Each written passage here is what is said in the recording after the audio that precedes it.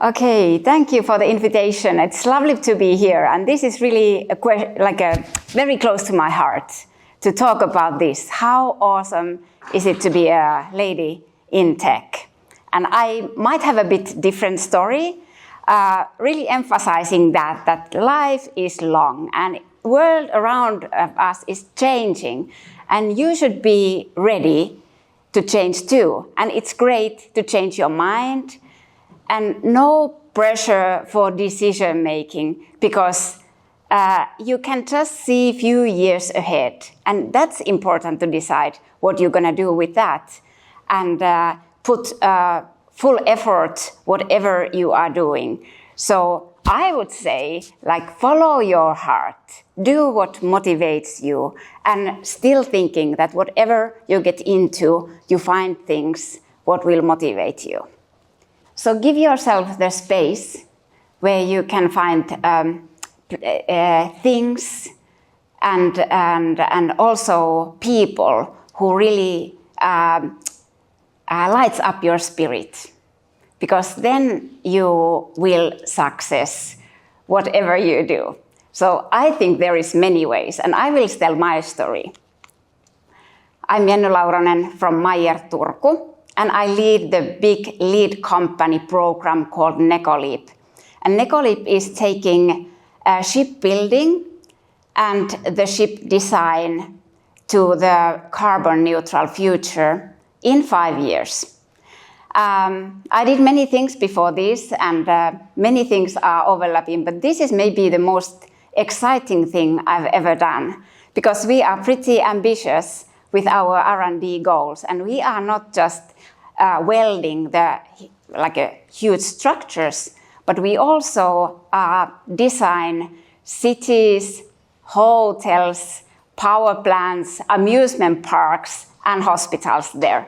It's all included one cruise ship, and if you are from Turku, you probably remember Icon of the Seas. It just left last year, and the next generation will leave our dock this spring, and more will come. But what I focus on is the totally new revolutionary round of future carbon neutral cruise ships, and how we also can make it carbon neutral ways. It takes also a lot of education and mindset change, not only tech.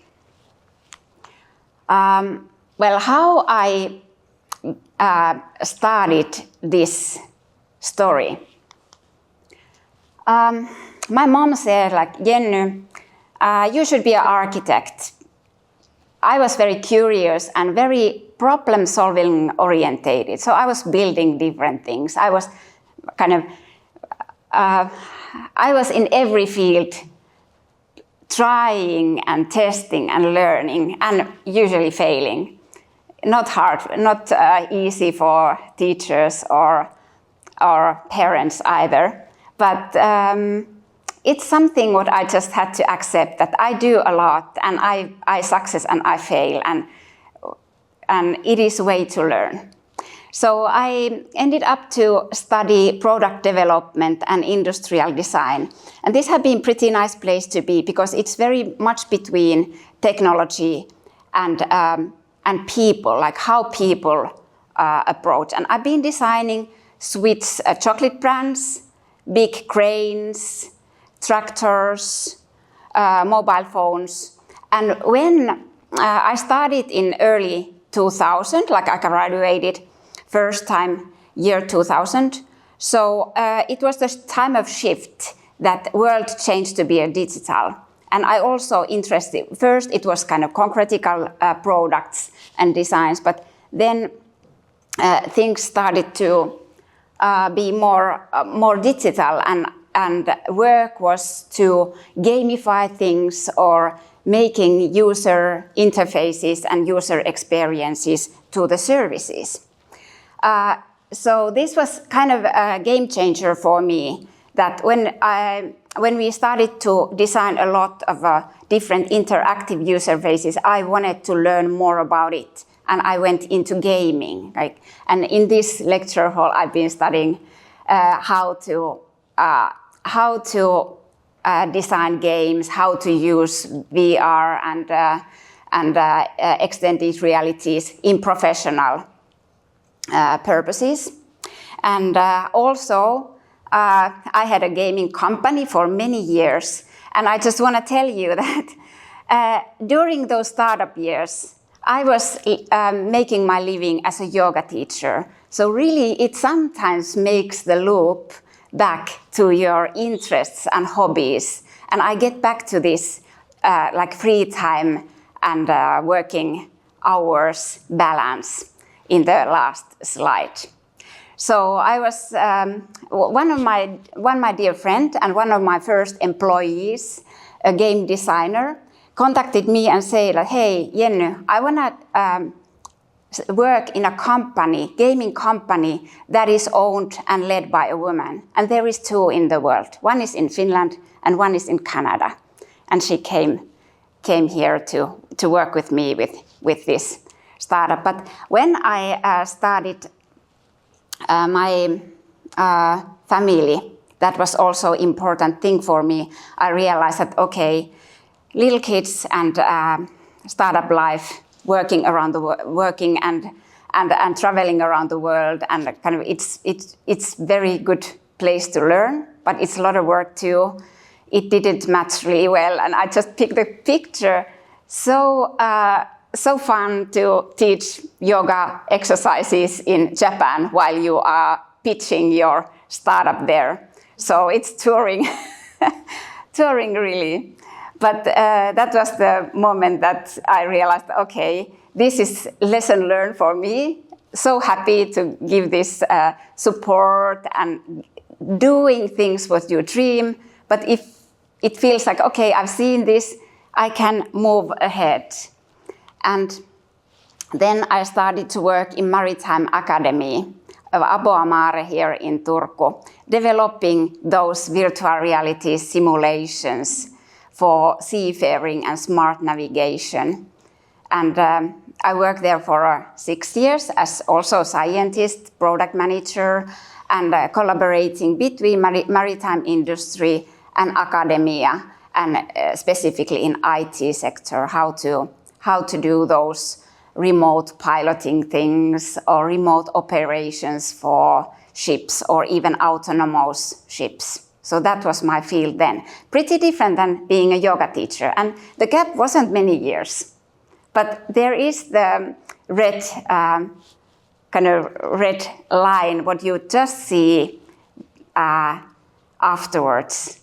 And maybe that's the reason why also I support take these leaps and seeing that dots will connect when you just follow your interests. And that because world changes, so you shouldn't stick to thing what you decided when you were 18 or before or 25, but you adapt to those things what are cool and interesting and that talks to you. It's different phase of your life and also your needs. And then, beginning of last year, I was invited to the Leap team. And at the moment, I plan for the next 5 years, 5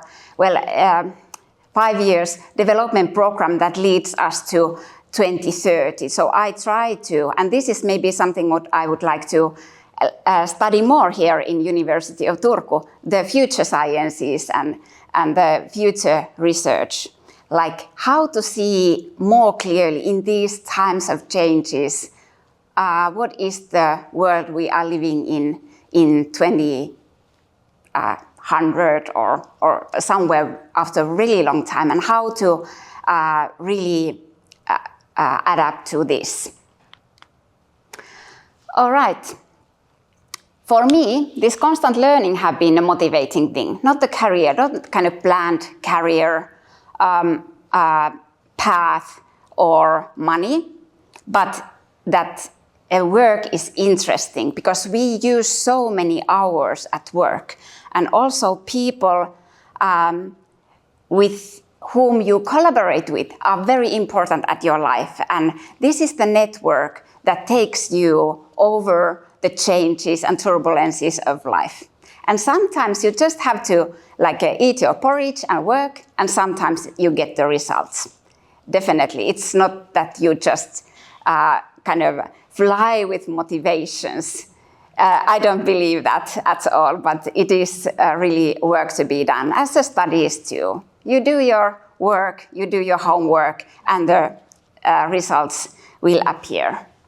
So, but for other point of views, for the hobbies, is that like a mountaineering, outdoors activities, and also I play cello. So those hobbies really builds up many skills and also like other things at life, many skills you are utilizing at work. So it's not the school that teaches you how to work, but it is life.